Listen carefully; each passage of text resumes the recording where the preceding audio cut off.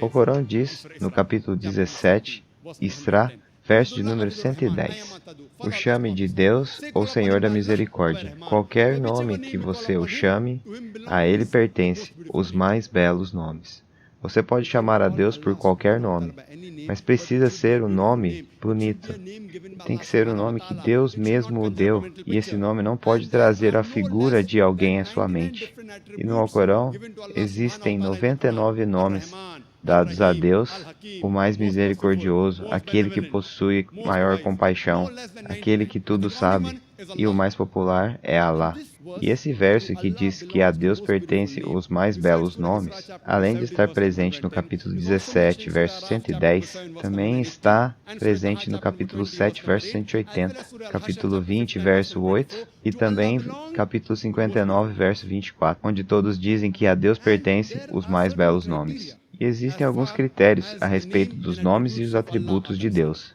Precisa ser o nome que Ele mesmo deu, e além disso, precisa ser um nome único.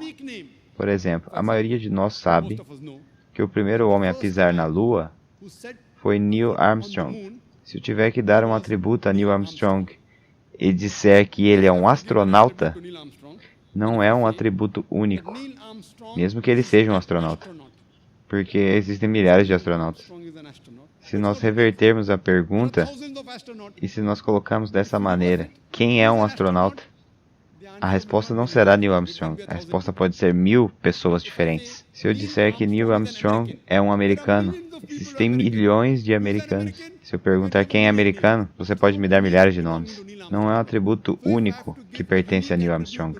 Então, se eu precisar dar um atributo único a Neil Armstrong, eu tenho que dizer que ele foi o primeiro a pisar na Lua.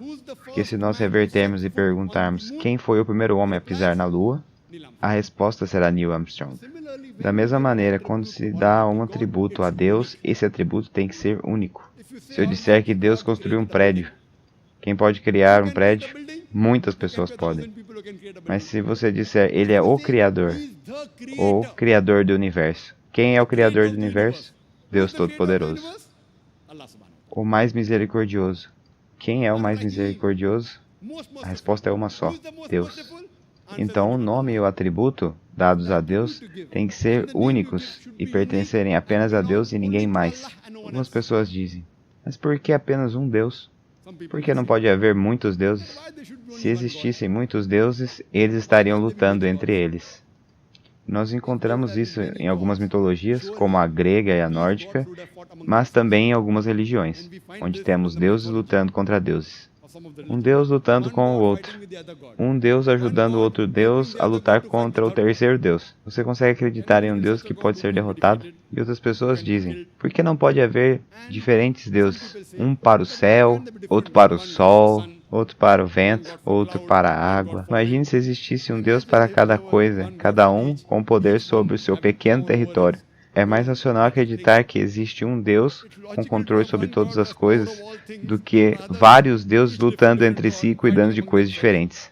E por essa razão o Alcorão diz, no capítulo 21, Anbiya, verso número 22, se existisse nos céus ou na terra deuses no lugar dele, que é o Deus Todo-Poderoso, tanto os céus quanto a terra estariam em ruínas. Está escrito no capítulo 23, Mu'minun, verso número 91.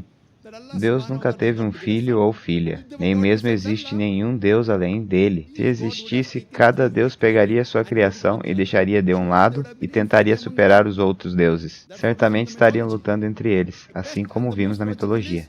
O melhor e mais lógico é apenas um Deus, todo-poderoso, com controle sobre todas as coisas. E por essa razão, se você ler os livros das principais religiões do mundo, todas essas escrituras dizem que Deus é um só, que Ele não possui imagens e não foi criado, que Ele é um e único, absoluto e eterno, não existe nada como Ele.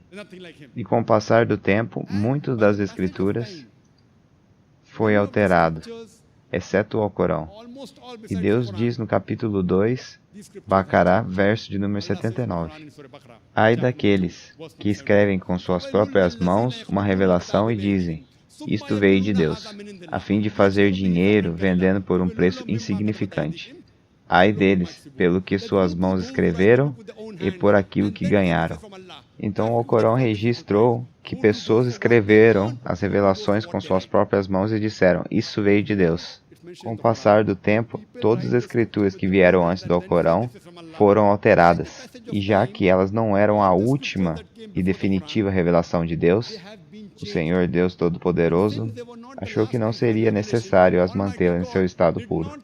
Mas mesmo que as escrituras anteriores tenham sido corrompidas e manipuladas, mesmo com as mudanças, existe nelas uma parte que é pura, onde você vai encontrar menção ao monoteísmo, à unidade de Deus, que Ele não possui nenhuma imagem, que Ele não foi criado, que Ele é um e único, e que não existe nada como Ele.